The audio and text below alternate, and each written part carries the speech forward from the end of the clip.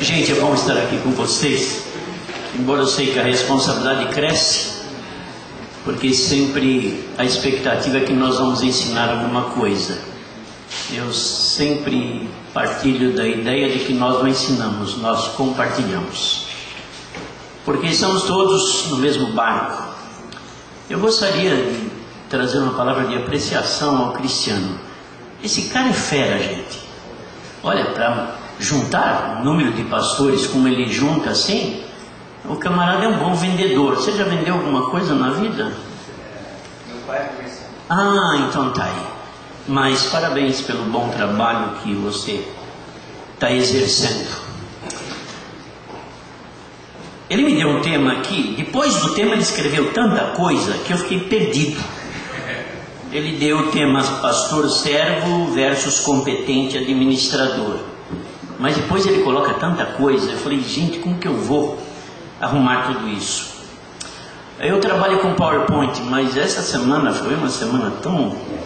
No sábado eu vim falar aos pastores. Que região é aquela, Marcelo? É da Associação Esperança. Esperança. Dali tive que correr para São Paulo num almoço surpresa que uma esposa fez para o marido. E depois dali fui para casa e voltei para pregar em Paulínia, aniversário da igreja. Aí tem domingo, segunda fui para Bahia, terça na Bahia, quarta voltei à noite da Bahia. Ontem o dia todo no Conselho Geral da Convenção e hoje aqui. Então o PowerPoint ficou de lado. Mas eu sou um abortivo da natureza. Estudei na Palavra da Vida, coisa que os tradicionais não gostam muito, né, Fernando? Não sei. E tem uma igreja que é uma quadra de esportes e fui eleito presidente da convenção, então não entendo mais nada do que está acontecendo. E imagino que eu seja um abortivo da natureza. Pastor, servo, competente, administrador. Uma das coisas que eu louvo a Deus, deixa eu fazer se eu faço diferente disso, aí então. O que eu louvo a Deus é por ter trabalhado 20 anos numa indústria automobilística e Deus ter me chamado depois desses 20 anos. Então o Henry Ford, ele também tem participação no meu ministério, porque eu fui treinado numa indústria automobilística americana durante 20 anos, para depois assumir o pastorado. Já estamos 30 anos no pastorado da primeira igreja batista de Atibaia. Isso me ajudou muito. Quando você se envolve numa empresa, você conhece os trâmites administrativos, você recebe cursos e você se interage com gente que não é ovelha. E tudo isso ajuda muito bem para você entender a vida, mais para frente, os problemas das ovelhas. E Deus me chamou, larguei tudo. Aliás, Ele que largou, porque por mim mesmo acho que eu não largaria não. Deixar de ser funcionário da Ford para ser funcionário de Jesus, você tem alguns prejuízos financeiros, mas a graça é sempre maior, não tem a menor dúvida. Esse assunto sobre pastor servo e competente administrador me faz lembrar que eu fiquei 3 anos como presidente da Ordem dos Pastores do Estado de São Paulo e, meus irmãos, é impressionante como o número de igrejas altíssimo da nossa denominação, igrejas que sofrem, eu não vou dizer por incompetência, mas talvez por falta de preparo de muitos e muitos líderes. Praticamente todos os casos que a gente pegava em que a igreja estava rachando e que vivia momentos difíceis, praticamente todos os casos a gente percebia que era uma falta de habilidade da liderança, era um autoritarismo sem autoridade, e isso complica até hoje a nossa denominação. E agora eu também gostaria de fazer uma rápida propaganda. Lá em Atibaia nós temos o Centro de Treinamento de Líderes, que já está em 5 estados do Brasil, e tudo inteiramente grátis. Alguém já fez algum curso aqui em Atibaia? Levante a mão. 1, 2, 3, 4, 5, 6. Infelizmente eu esqueci o folder. Mas quando nós fundamos esse Centro de Desenvolvimento de Liderança, foi exatamente por essa preocupação. Talvez o fato do líder não ser servo e competente administrador, talvez seja pela vocação. E o Cristiano colocou aqui para mim, se existe diferença entre chamado e vocação, seria a mesma coisa? Eu não fui no sentido exato de cada palavra, mas eu tentei trabalhar um pouquinho e imagino que chamado é diferente de vocação, ou vocação é diferente de chamado. Os irmãos sabem perfeitamente que todos nós somos chamados para servir o nosso Mestre. Então, dentro do corpo de Cristo, todos foram chamados. E Lutero, lá no século XVI, já deixou isso muito claro para aqueles que ainda têm dúvida quanto a isso. Lá em Judas, capítulo 1, versículo 1, é claro. Eu, Judas, servo do Senhor Jesus Cristo, irmão de Tiago, escrevo esta carta aos que foram chamados, isto é, aqueles a quem Deus, o Pai, ama e a quem Jesus Cristo protege. O chamado é para todos nós. O chamado de cada um de nós se deu no momento da conversão. 2 Timóteo 1,9, Deus nos salvou e nos chamou para sermos o seu povo. 1 Pedro 2,9, fomos escolhidos para anunciar atos poderosos de Deus, como nação santa, sacerdócio real e um povo completamente dedicado a Ele. Então eu creio que todos nós entendemos que o chamado é geral. Todos nós somos chamados para servir a Deus. Fomos chamados para desfrutarmos o seu amor e proteção, constituindo assim um povo seu, escolhido para anunciar seus atos poderosos e formar o seu corpo visível aqui na terra. Eu entendo isso como chamado, no momento da nossa conversão. Por vocação, não sei se eu entendo ou se torna um pouco mais claro, parece-me que fica aquela vocação como uma especificidade do ministério, algo específico. Todos somos chamados, mas um tem a vocação de ser um pastor titular, outro tem a vocação de ser um pastor na área administrativa, outro tem a vocação de ser um pastor na área de aconselhamento, outro vai ser missionário, e aí no específico eu entendo que aí se ressalta a vocação. Quando eu deixei o ministério, deixei a Ford, fiz o curso lá na Palavra da Vida, e no final do meu curso fui convidado para ficar na equipe e dirigindo a Estância Palavra da Vida. Eu disse não, eu quero sentir o cheiro de ovelhas, eu quero ver as ovelhas. E o convite era bom, e na época era melhor ainda do que hoje, mas a minha vocação era pastoral. Eu tinha o chamado para servir a Deus, mas a minha vocação era pastoral. E deixei, me juntei a um grupo de 22 pessoas lá, um grupo que não tinha nem beleza, nem formosura, mas Deus me levou a uma paixão muito grande para aquele povo e para ser o pastor daquele povo no ano de 1980. Eu entendo que o chamado, a vocação específica, é revelada ali em 1 Coríntios capítulo 12, no desenvolvimento dos dons. Quando a igreja entra em campo para que cada um desenvolva a sua habilidade, o seu dom, segundo Deus lhe deu. Ali a coisa já é mais específica. E é interessante, meus irmãos, como isso é realmente específico. Um dia estava lá em Atibaia indo para visitar um paciente terminal, uma ovelha. Estava no finzinho da vida e a esposa me chamou e falou: vai lá, pastor, para dar extrema unção para o meu marido. E aí cheguei no caminho e encontrei o missionário da Meva.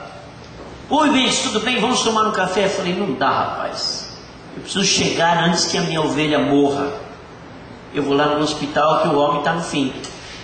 Ah, Benz, eu não conseguiria fazer isso, não. Eu não teria condições de ir lá ver um cara morrendo. Ah, não, estou fora. E eu falei, onde é o seu ministério? Ah, meu ministério é lá entre os índios e Yanomamis. Eu fico na selva durante 3 meses, esqueço da vida. Eu falei, você é louco. Eu jamais faria isso. Você é um doido. Então ali ele me encarava como um doido, eu encarava ele como doido. Os dois loucos. E o apóstolo Paulo fala que os dois realmente eram loucos, né? Mas para mim é vocação. Esse ministério específico que nós desenvolvemos. Qual seria a nossa vocação dentro do chamado de Deus? Quando me passaram a ideia aqui de pastor servo e competente, eu comecei a pensar em alguns textos da palavra de Deus. Como ser servo e ao mesmo tempo um competente administrador? Essas foram algumas perguntas que você colocou aí para complicar a nossa vida. E eu fui buscar o exemplo de Josué, por exemplo. Josué foi servo e um competente administrador. Agora, antes de Josué, teve um homem chamado Moisés, que foi um servo e competente administrador. Tão competente que quando ele morreu, alguém assumiu e tomou a frente para levar o povo à conquista da terra prometida. Josué assume o comando depois da morte de Moisés. Ele já se mostra excelente administrador, começando com a lembrança do seu mestre. Ele não desprezou o legado. O líder, servo e competente nunca é esquecido pelo seu sucessor. Eu acho muito interessante quando Josué comandando toda aquela gente, ele vai, olha, vamos lembrar do legado do nosso grande mestre. E ele passa para o povo a experiência do discipulado que ele teve com Moisés. E é interessante que quando eles estão se preparando para conquistar a terra prometida, ele já tinha uma equipe bem formada. Ele diz, vão pelo acampamento orientando o povo. O texto não diz quantas pessoas Josué tinha ali para comandar, mas eu imagino que seria como um censo, né? Cada um saía lá com o seu computadorzinho, ia de tenda em tenda dando as orientações para o povo para entrar na terra prometida. Um trabalho em equipe. Excelente administrador.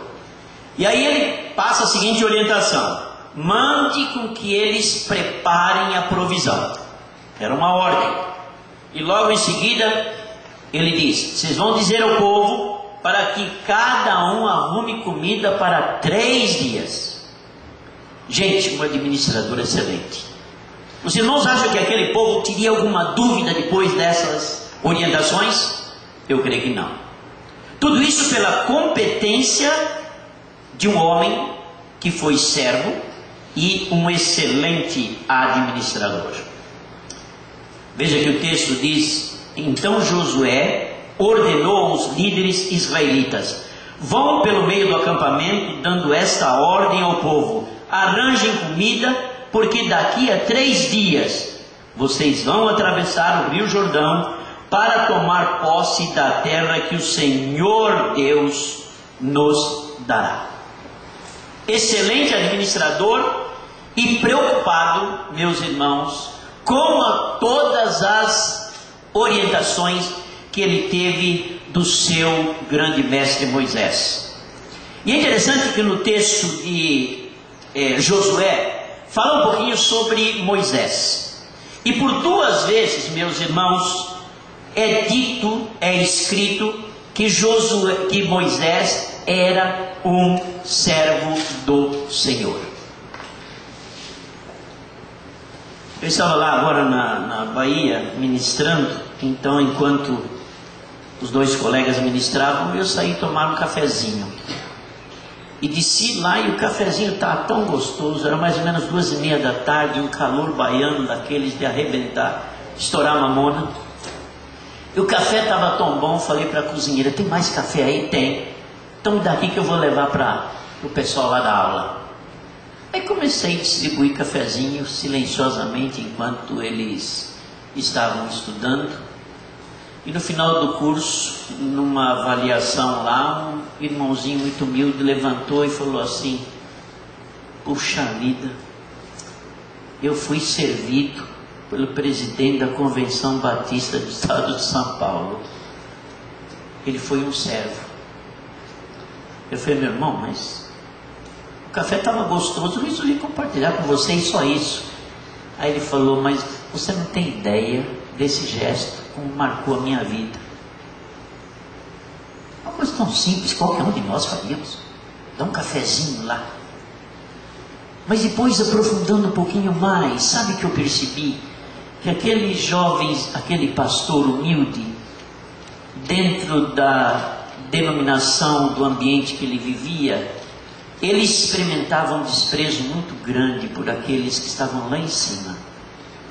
E talvez nem dava a mínima para ele. Então o gesto do cafezinho marcou tanto na vida daquele moço, que ele me abraçou, disse muito obrigado pelo cafezinho. Mas não foi o cafezinho.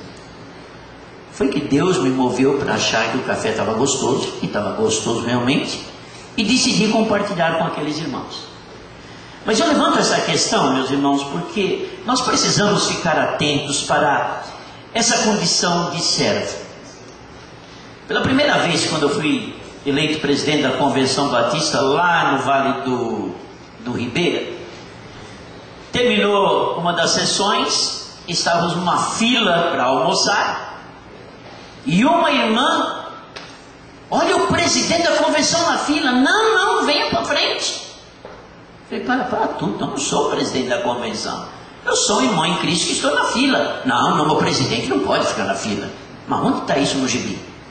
Eu falei: não, minha irmã, não tem reunião nenhuma, eu vou ficar na fila.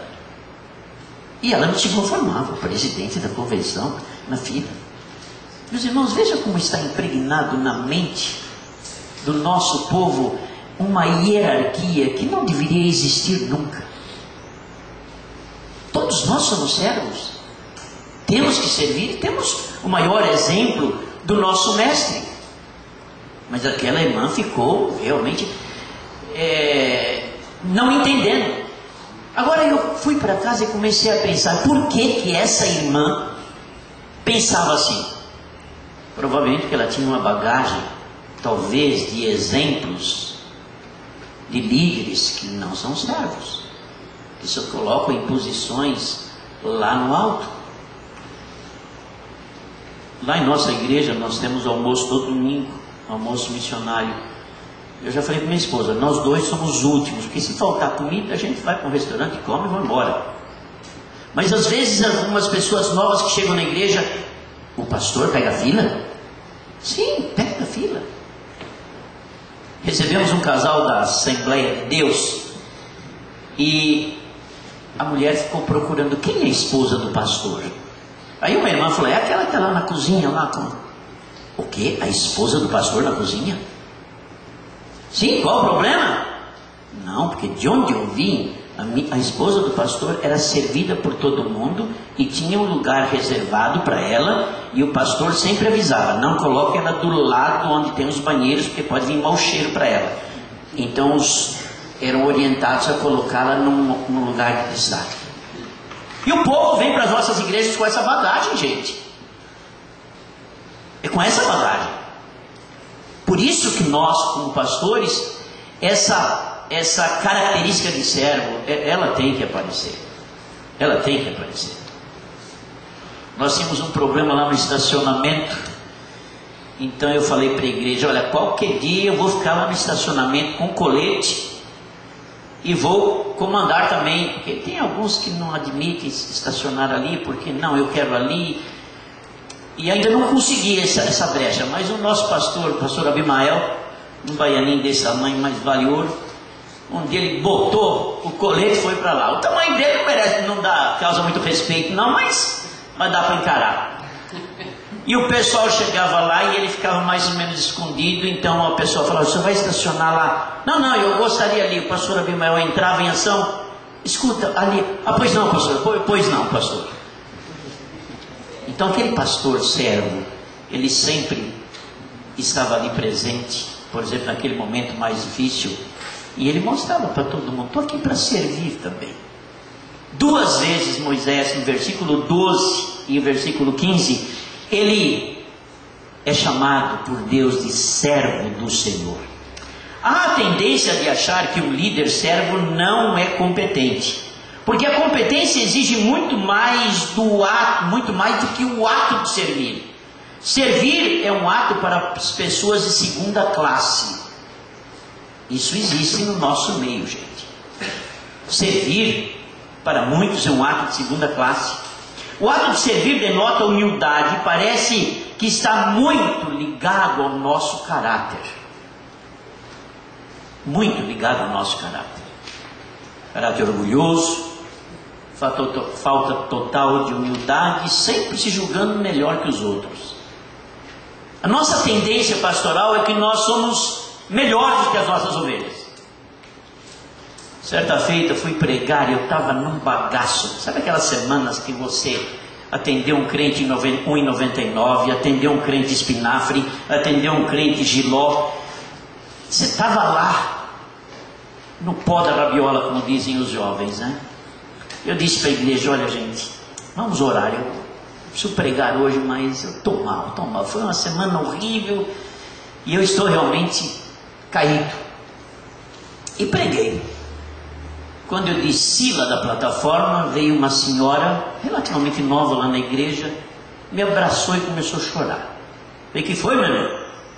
Pastor, foi o maior sermão que eu já vi na minha vida. Eu falei: por quê? Porque o senhor falou que estava sofrendo, teve decepções essa semana, estava se sentindo fraco, e eu pensei que era só eu que sentia isso, pastor. Eu pensei que era só eu. E eu olhava para o senhor e falava: quando será que eu vou poder ser igual a esse homem? Eu falei: tira isso da cabeça, minha irmã. Tira isso da cabeça. Mas aquele ato, a irmã ficou totalmente convencida de que todos nós somos iguais. Eu sou o pastor. Uma vez um colega me ligou, aliás, eu encontrei no acampamento, e falou: pastor, o senhor não podia me convidar um dia para pregar na sua igreja? Eu falei: posso até pensar, mas por que esse desejo? Porque o meu desejo é pregar numa primeira igreja. Irmão, o que é isso? O nome é primeira porque foi a primeira. Então somente isso. PIB, né? PIB. O ato de servir denota também, meus irmãos, o nosso caráter. Um líder competente sem humildade de servir torna-se simples profissional empresarial e não um líder piedoso com coração de pastor. Se não vira empresa, meus irmãos, ele teria que ficar lá na Ford.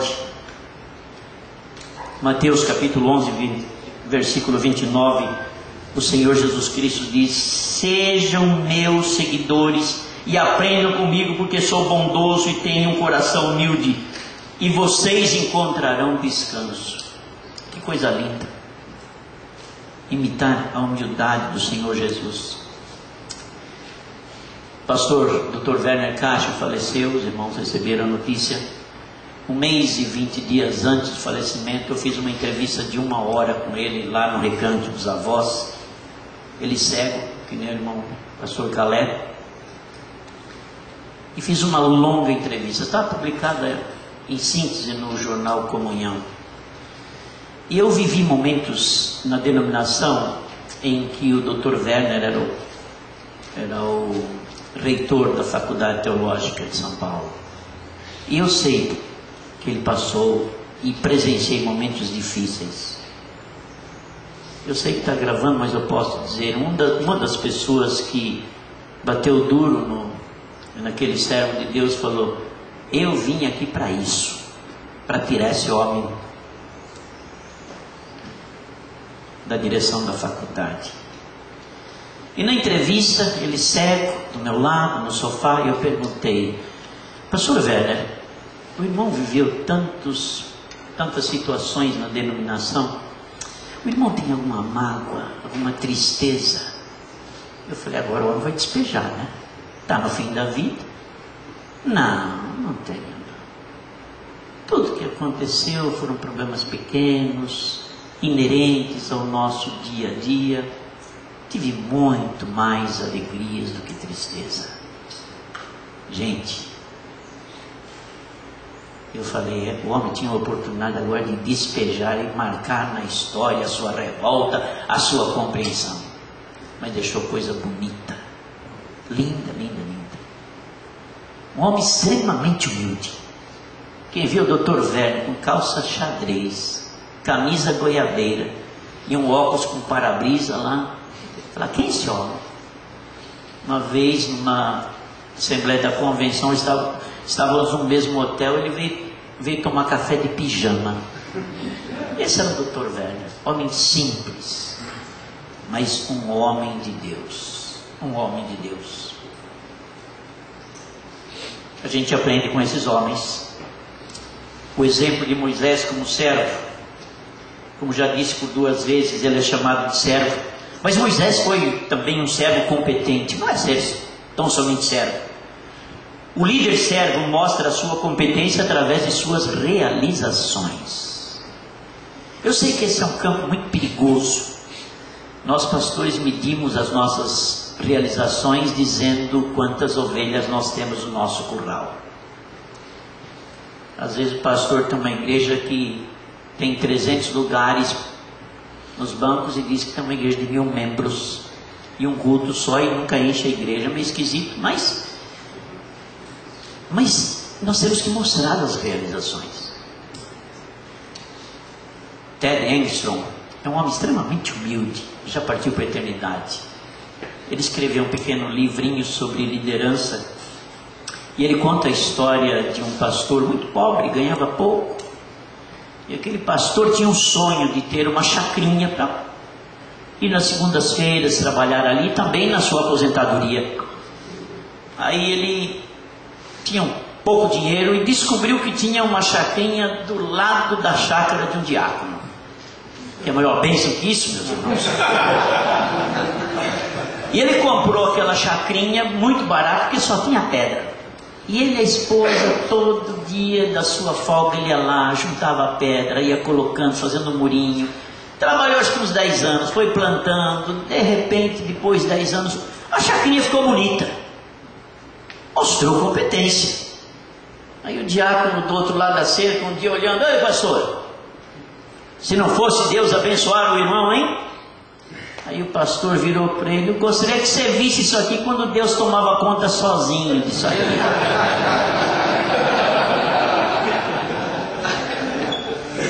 Mostrou a realização, meus irmãos. Nós temos que tomar cuidado com uma espiritualidade meio enganosa que disse, o Senhor haverá de fazer. Eu estou esperando no Senhor, e o Senhor está esperando de você. Esse é um problema meio sério. Só esperar do Senhor é um problema meio sério. Então um líder, ele mostra a sua competência também com as suas realizações. Como não? E Deus permite que nós tenhamos realizações, porque é gostoso, meus irmãos, olhar no retrovisor da estrada da vida do nosso ministério e ver alguma coisa atrás. É gostoso. É uma satisfação que Deus permite, por que não? Por exemplo, a realização, a promessa que ele fez ao povo, é claro que ele estava em plena sintonia com o povo, aconteceu. Realização. Lembre-se da ordem de Moisés, servo do Senhor, nosso Deus. Dará esta terra a vocês, para que morem nela, e ali vocês vão viver em segurança. Quem disse isso ao povo? Foi Moisés. Moisés disse, eu estou imbuído de uma tarefa que vai fazer com que vocês cheguem à terra prometida. Essa minha tarefa vai ser cumprida. Agora você vai dizer, mas Deus estava ao lado dele. Deus está ao seu lado também. Às vezes temos uma teologia meio esquisita. E eu tive um colega uma vez, ele tem uma teologia meio esquisita. Ele me disse o seguinte, eu estou passando necessidade. Eu nem estava no ministério ainda. Foi lá na Ford, onde eu trabalhava. Eu falei, meu amigo, mas era um rapaz simples. Eu falei, mas rapaz, onde você mora? Tem um terreno grande, por que você não faz ali uma horta? Você tem muitos filhos, planta alguma coisa. Não. Eu falei, não, por quê? O Senhor não me mostrou que eu devo fazer isso. Ah, peraí, meu amigo. O seu Senhor deve ser aquele que faz a manutenção de vagabundo. Só pode ser isso. O Senhor não me mostrou. Moisés era um líder confiável. O texto diz: assim como sempre obedecemos a Moisés, também obedeceremos a você, Josué. Meus irmãos, se nós mostrarmos credibilidade, confiabilidade às nossas ovelhas, elas vão aonde nós mandarmos. Eu não sei quantos irmãos, eu já repeti essa experiência.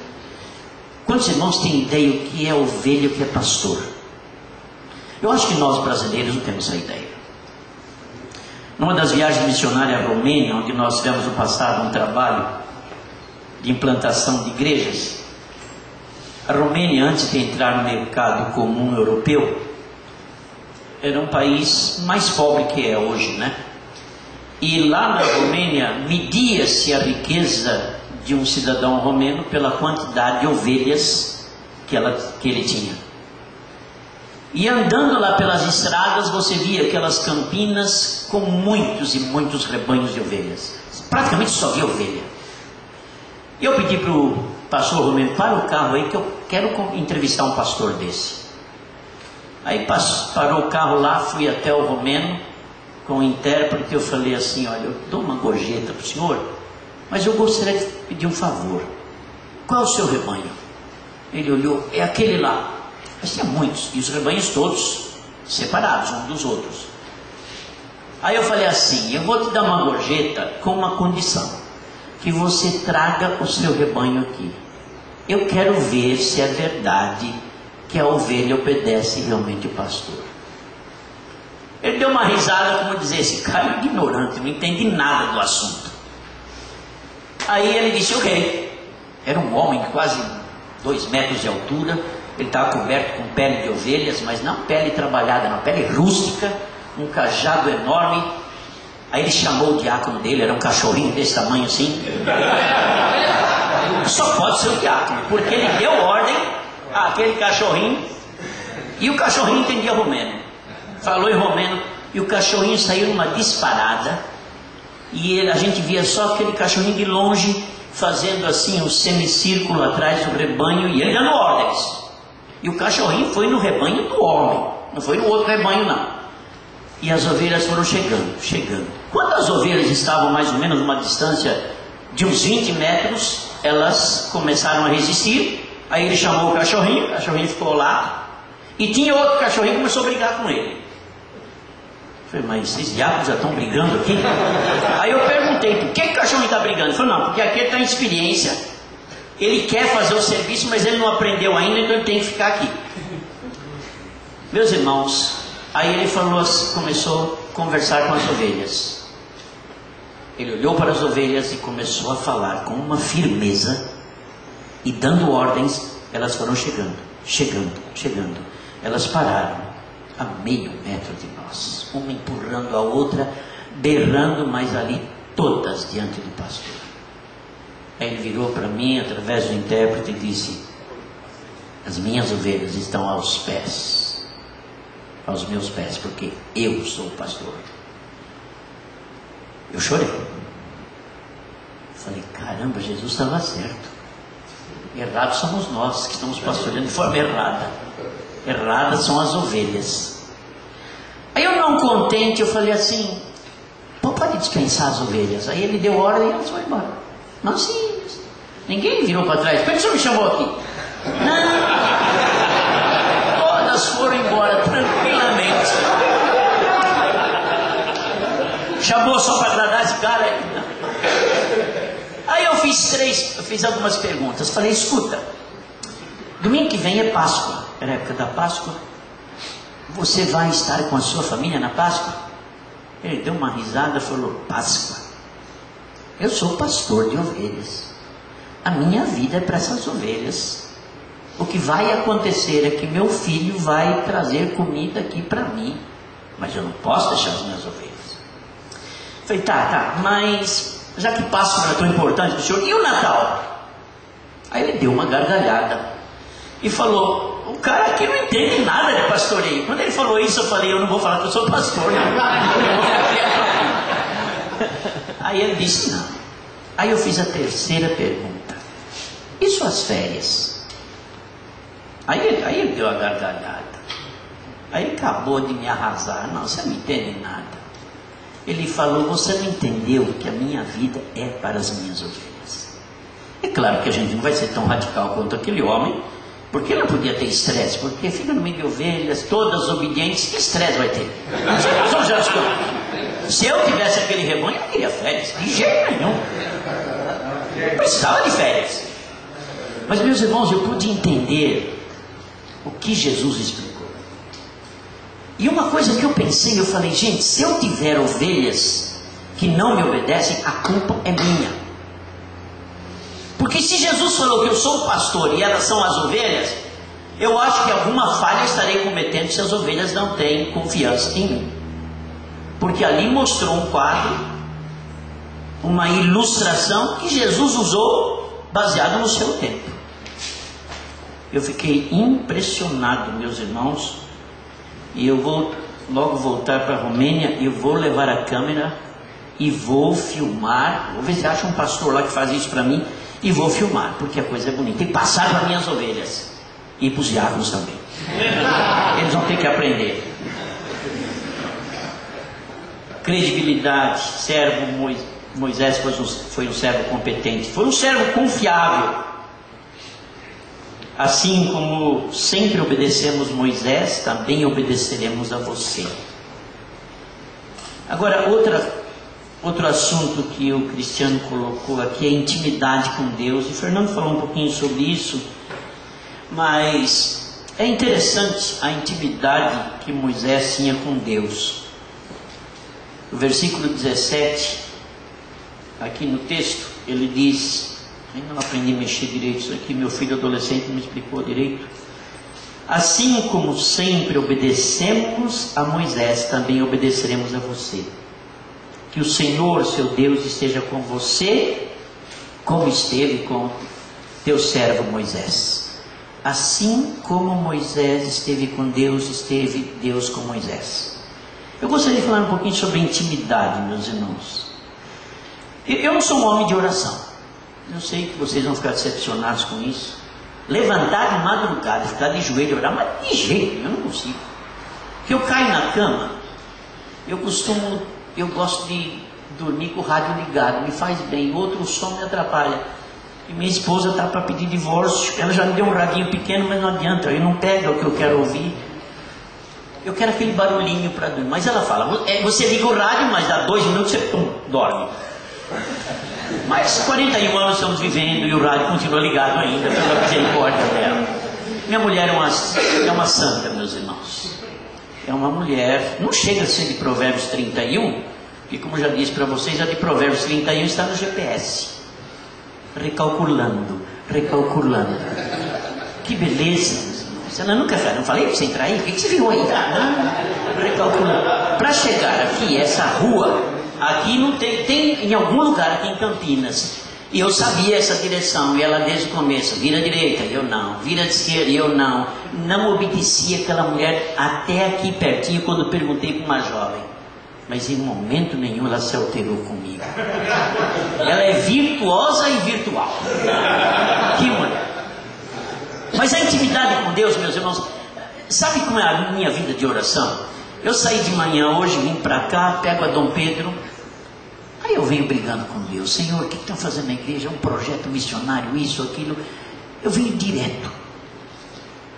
E o que eu perturbo Deus, meus irmãos? Ele tem uma paciência comigo. E eu vou deitar, boto a cabeça no travesseiro e fico pensando o que vão fazer, o que vão fazer ali, aquele projeto. Senhor, me abençoa nisso e tal. Esta é a minha vida de oração.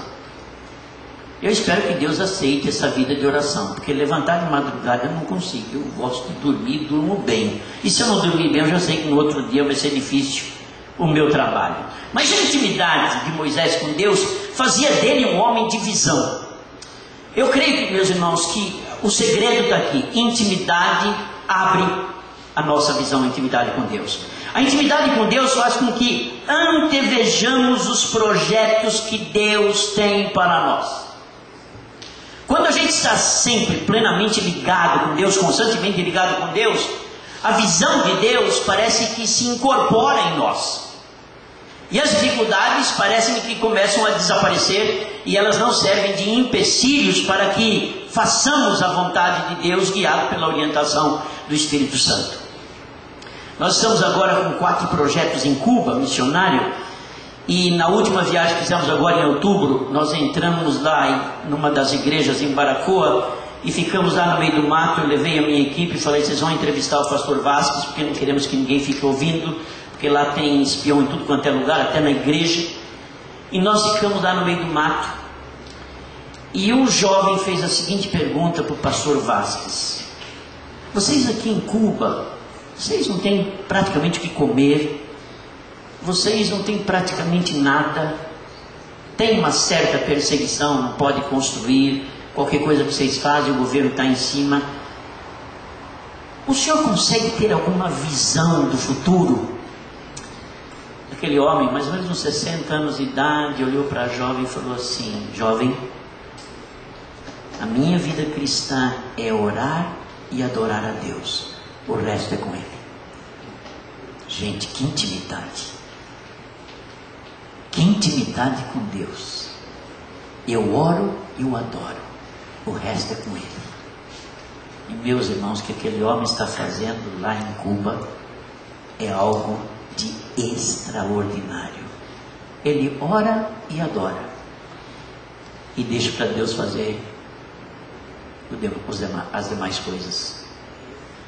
A intimidade com Deus faz com que o líder veja o que os outros não veem. Meus irmãos, nós pastores somos especiais, chamados por Deus, sim. Somos sujeitos às mesmas fraquezas que as nossas ovelhas, mas se Deus nos chamou, Ele também nos deu uma visão. Vocês estão aqui nesse complexo eclesiológico bonito, né? Deus deu um dia a visão ao Fernando, eu não tenho a menor dúvida disso. E ele levou a sério esta visão na intimidade com Deus. Nós não podemos, meus irmãos. Recentemente eu escrevi um artigo que eu sou um inconformado. Porque o líder, se ele se conformar com o que ele já alcançou, pega o boné e vai embora. Pega o boné e vai embora. Temos que ser inconformados. Eu gosto de ser um pastor de desafio.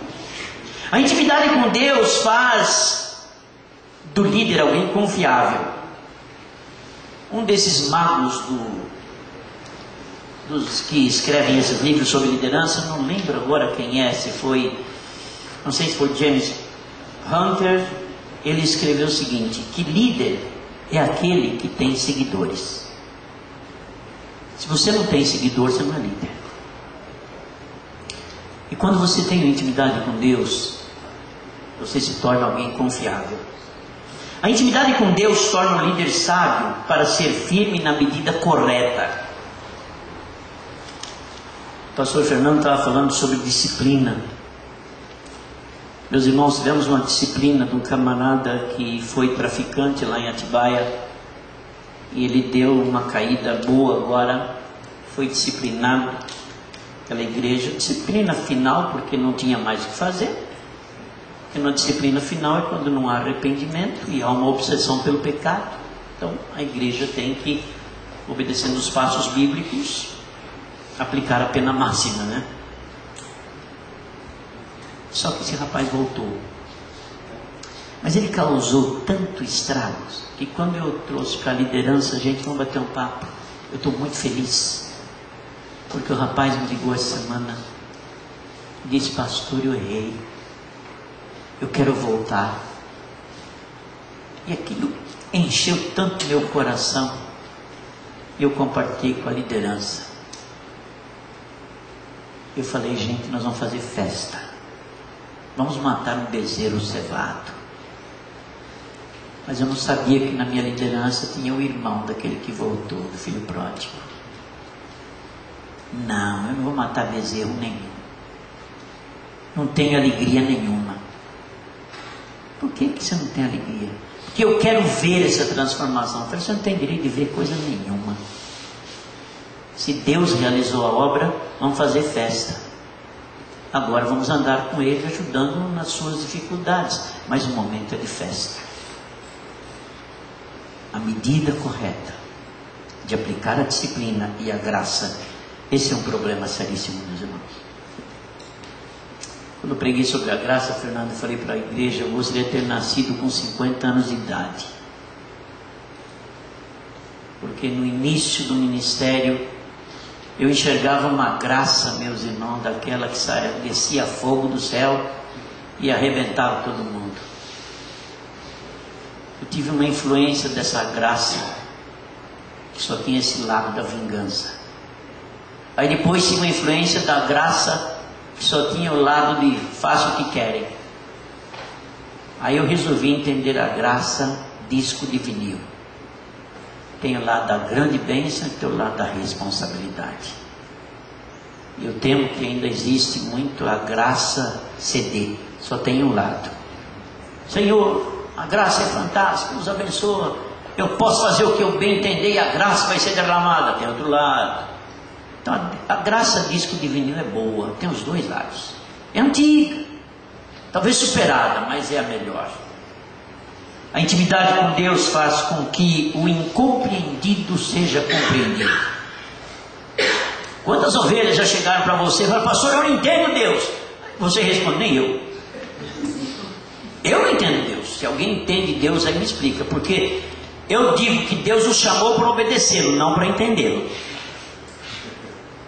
Porque se eu fosse Deus, essa última catástrofe no Haiti, eu mandava para a França. Pelo menos lá tem condições, são céticos, mereciam. E lá podiam refazer, tem dinheiro, mas eu mandava para o Haiti, gente. Então eu não entendo Deus. Quando eu vejo um criminoso, o cara mata uma criança, corta o pescoço, corta a orelha, Senhor, deixa eu ficar no seu lugar 2 minutos. Não é assim que a gente sente? Por isso que Deus nos chamou para obedecê-lo, não para entendê-lo. No Salmo 73, o texto diz, então eu me esforcei para entender essas coisas, mas isso era difícil para mim. Porém, quando fui ao teu templo, entrou na presença de Deus, entendi o que acontecerá no fim com os maus. Tu os pões em lugares onde eles escorregam e fazes com que caiam mortos. Mas é Deus que faz, não somos nós. Eles são destruídos no momento e têm um fim horrível. Quando te levantas, Senhor, tu não lembras dos maus, pois eles são como um sonho que a gente esquece quando acorda de manhã. O meu coração estava cheio de amargura e eu fiquei revoltado. Eu não podia compreender. Ó Deus, era como um animal sem entendimento. No entanto, estou sempre contigo e tu me seguras pela mão. O que me chama a atenção, meus irmãos, aqui desse texto, é que o salmista, quando ele via os ímpios prosperando, eu imagino que o salmista tinha uma plantação de milho aqui, e do lado o ímpio tinha outra plantação, e as espigas do milho aqui do ímpio eram pequenas, e do justo e do ímpio lá, aquelas espigas bonitas. Senhor, por quê? E Deus falou, deixa ele subir que depois eu tomo conta. Mas ele só entendeu quando entrou na presença de Deus. Às vezes temos dificuldades com ovelhas, e a nossa oração, Senhor, dá um câmbio nesse cara aí, Senhor. Tanta gente boa morre, Senhor. E quantos de vocês já perderam aquela ovelha fantástica? E você está lá no velório, você dá uma olhada, Senhor, por que não aquele? Por que não aquele, né? Mas eu quero terminar, meus irmãos, alguns perigos que o Cristiano colocou lá. Pastor servo, não se orgulhe da sua forma de servir. Seja servo dentro da naturalidade do cristão que deseja agradar o Pai.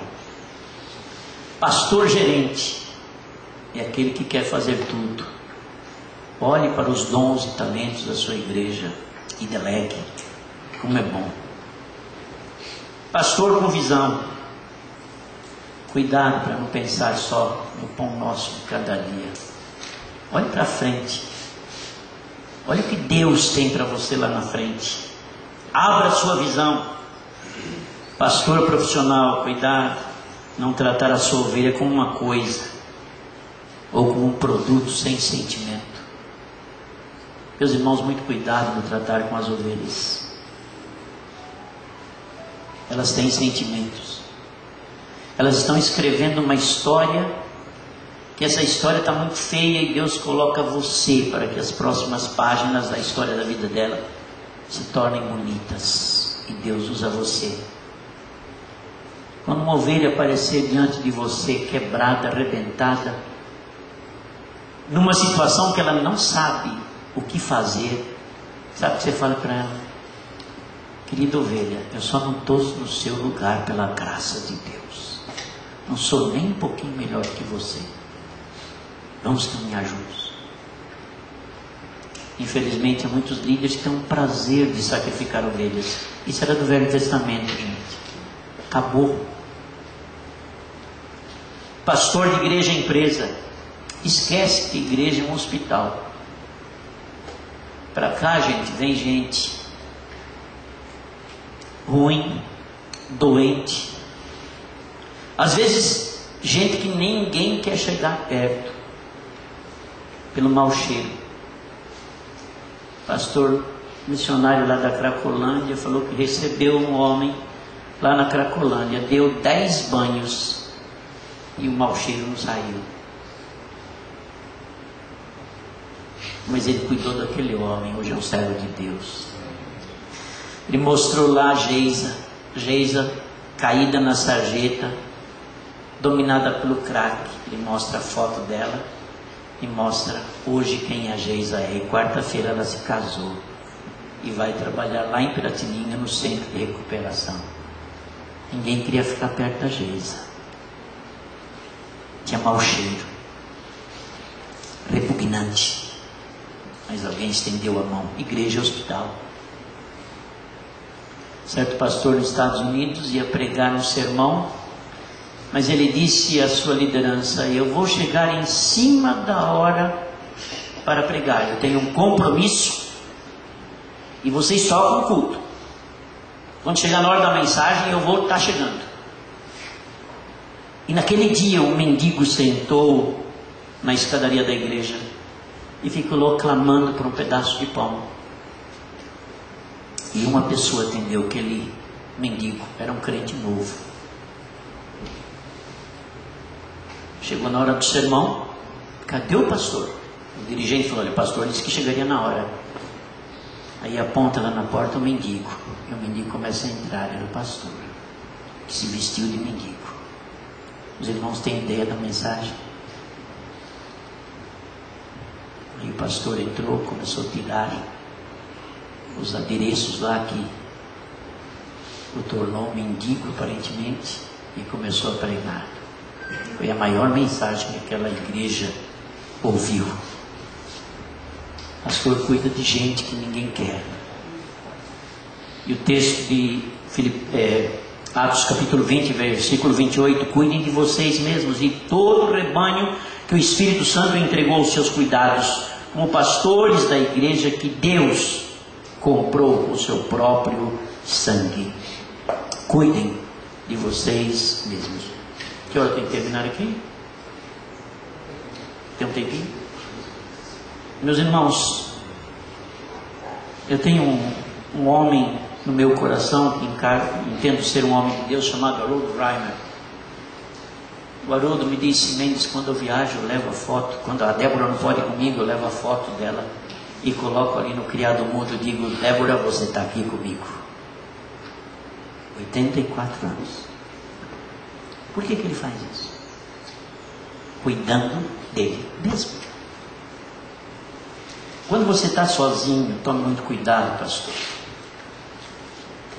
Eu tive uma experiência, meus irmãos, quando eu estive na Aliança Batista Mundial na Inglaterra. Na volta passei pela Espanha para conhecer um pouquinho melhor os lugares lá que meus avós e minha mãe nasceu. E cheguei no aeroporto, a companhia aérea disse: o senhor está sob o livro, overbook. Overbook em cima do livro, né? Eu estava em cima do livro, a overbook. Falei: não, eu tenho que chegar amanhã em São Paulo. Não vai dar. 1h da manhã, não, o senhor tem que ir para um hotel. Aí me encaminharam para um guichê lá para pegar um táxi.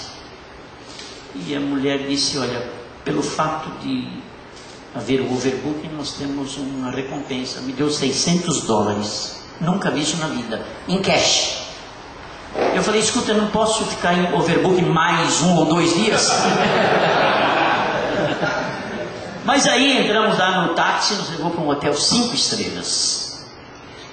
Cheguei lá 2 da manhã. Logo que eu entrei no hall de entrada, suntuoso, havia uma senhora linda, bem vestida. Boas noites, senhor. Gente, que educação tem esse povo! Toda a Espanha. E eu fui andando e ela me seguindo com o olhar. E eu disse: dava uma olhadinha, né? Não podia dar outra olhada, mas dei. O problema é que a segunda olhada, né? Acho que eu dei a terceira. Jantei. Quando eu voltei, apertei lá o elevador, o botão do elevador, e ela: como está? Gente, que educação. Sim, estou bem. ¿Es espanhol? Não, sou brasileiro. Gente, eu fiquei encantado. Aí entrei no elevador. Quando eu entro no elevador, viro, aperto e fico de frente nela. Ela deu tchau para mim. Quando a porta fechou, caiu a ficha. Porque meu filho é um executivo nos Estados Unidos, ele viaja muito. E ele me contou que teve essa experiência aí que eu acordei, meus irmãos. Era uma prostituta profissional. E eu admirado com a sua educação. Só que quando a porta do elevador fechou e caiu a minha ficha, aí vem aquela vozinha: você está a 10 mil quilômetros de casa? Te deram €600. A tentação vem. Mas eu estava sozinho. E meus irmãos, cheguei, primeira coisa, ligar para casa: oi, meu bem, tudo bom aí? E como você está? Bem, lutando com a tentação, mas estou bem. Meus irmãos, é que aquela viagem assim não dava para ir, mas dificilmente eu viajo sozinho. A gente tem que cuidar muito bem da gente mesmo. 1 Pedro 5,3: o pastor como modelo do rebanho. Não procurem dominar os que foram entregues aos cuidados de vocês, mas sejam um exemplo para o rebanho. E aqui pega, meus irmãos. Nós temos que fazer das tripas coração, mas temos que ser exemplos para o rebanho. Eu tive um garotinho, ovelhinha de 3 anos. Ele falava na segunda-feira. Ele ficava lá na sala pregando: eu quero ser como o pastor Mendes. Eu ficava todo cheio. Aí um dia ele ficou na janela, viu os lixeiros jogando o saco, correndo para cá. Aí: eu quero ser lixeiro. Está mal, hein? Está mal. Mas, meus irmãos, nós somos modelos. As pessoas casadas do seu rebanho têm que olhar para você como marido e dizer: eu quero ser um marido como o meu pastor. Eu quero ser um pai como o meu pastor é para com seu filho. Tem que ser. Se não for modelo, pega o boné e vai embora. Vai embora. Eu tenho algumas posições quanto a divórcio, recasamento, talvez radicais para alguns, mas, meus irmãos, eu não coloco no púlpito da nossa igreja quem não é modelo de família, quem não é modelo de quebrantamento, de reconhecimento do erro. Eu não coloco. Nós temos que ser modelo dos fiéis, claro, com toda a nossa limitação. E ser modelo é dizer: pastor, ovelhas, errei. Uma vez lá em Atibaia eu caí no conto do vigário, meus irmãos. Os pequenos cantores da Letônia estavam fazendo uma turnê por São Paulo. Tem umas famílias da Letônia lá na igreja: pastor, os meninos cantam como ninguém, uma coisa linda tal. E me levaram assim Eu, em momento algum, eu perguntei, mas são crentes? Fui levado. E eles fizeram audição na igreja no sábado e cantaram Ave Maria de Gounod. Profanaram o nosso templo. No dia seguinte, coloquei toda a liderança. Falei, irmãos, nós queremos pedir perdão. Nós somos negligentes. E expusemos os irmãos diante desse coro para assistir o louvor a Maria e não a Jesus. Credo em cruz, Ave Maria, né? Mas eu coloquei toda a liderança e pedimos perdão para a igreja. Erramos. O pastor não erra. Erra sim. Erramos, meus irmãos. Eu quero terminar com esse texto na linguagem de hoje, 2 Pedro 1, 3 a 8. O poder de Deus nos tem dado tudo o que precisamos para viver uma vida que agrada a Ele, por meio do conhecimento que temos daquele que nos chamou para tomar parte na sua própria glória e bondade. Desse modo, Ele nos tem dado os maravilhosos e preciosos dons que prometeu. Ele fez isso para que, por meio desses dons, nos escapássemos da imoralidade que os maus desejos trouxeram a este mundo e pudéssemos tomar parte na sua natureza divina. Por isso mesmo, façam tudo possível para juntar a bondade e a fé que vocês têm. A bondade juntem ao conhecimento, e ao conhecimento o domínio próprio. Ao domínio próprio juntem a perseverança, e à perseverança a devoção a Deus. A essa devoção juntem a amizade cristã, e à amizade cristã juntem o amor, pois são essas as qualidades que vocês precisam ter.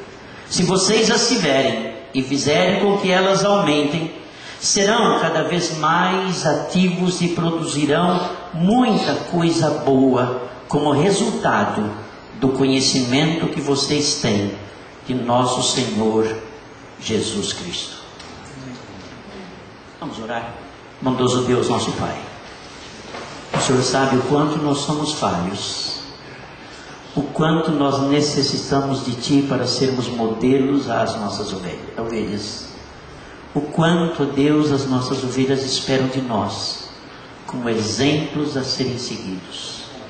Nos capacita, ó Deus, nós te pedimos humildemente em nome de Jesus.